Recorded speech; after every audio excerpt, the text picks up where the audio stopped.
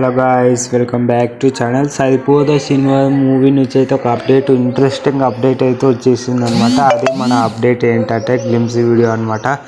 Glimpse video already release చేశారు.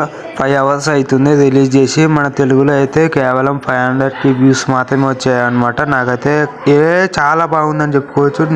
Next level ఉంది. నాకైతే చాలా బాగా నచ్చింది. ఇంకొక మాట ఏంటంటే ఇక ట్రైలర్లో మన గ్లిమ్స్ వీడియో స్టోరీ లైన్ గురించి ఏమైనా చూద్దామని అనుకుంటే మాత్రం స్టోరీ లైన్ అయితే ఏమంతలా ఉండదు నాకు తెలిసి అయితే. అంటే స్టోరీ లైన్ ఏమంతలా కాదు, ఈ గ్లిమ్స్ వీడియోలో అయితే మనకు స్టోరీ అనేది ఏం చూపించలేదు అని నేనైతే అనుకుంటున్నాను. ఎందుకంటే అంతలా రివీల్ అయితే ఏం చేయలేదు స్టోరీ లైన్ మాత్రం.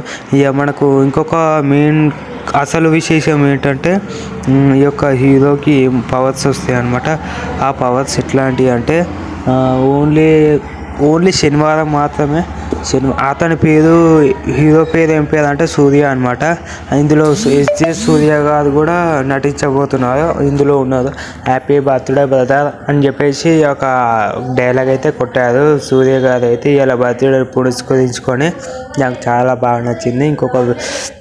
చాలా బాగుంది ఫైట్ సీన్స్ కానీ, ఒక్కొక్క పరిగెత్తడం కూడా చాలా బాగా నచ్చింది. Screen play presents, production values కానీ, గ్రాఫిక్స్ డిజైన్ చాలా విధాలుగా ఉన్నాయని చెప్పుకోవచ్చు. ఇతనికి కోపం మాత్రం ఒకటే వీక్నెస్ అనమాట. ఇతనికి కోపం అనేది ఓన్లీ శనివారం మాత్రమే వస్తుంది, శనివారం మాత్రమే కొడతాడు. అదే పెద్ద వీక్నెస్ అని చెప్పుకోవచ్చు.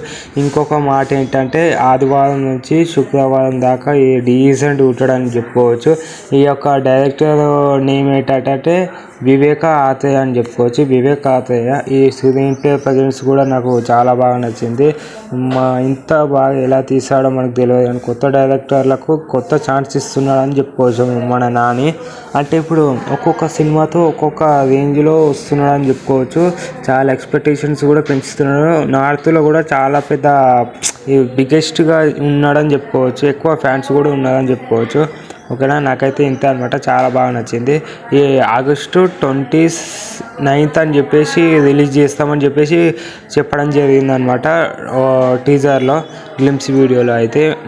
చాలా లాంగ్ అని చెప్పుకోవచ్చు. మనం ఎంతో ఎక్స్పెక్ట్ చేస్తున్నాం కానీ ఈ మూవీ చాలా దూరం వెళ్ళిపోయిందని చెప్పుకోవచ్చు. చాలా వెనక్కి, అంటే దేవరా మూవీ టైంలో లేదా మన ఓజీ మూవీ టైంకి రావడం జరుగుతుంది.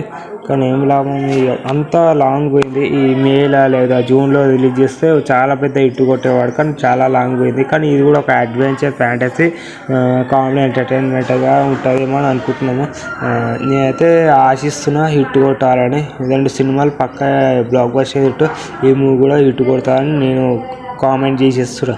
మళ్ళీ మీరు కూడా ఒకసారి కామెంట్ చేసేయండి. ఓకేనా, like, share and subscribe to my channel. Please do share.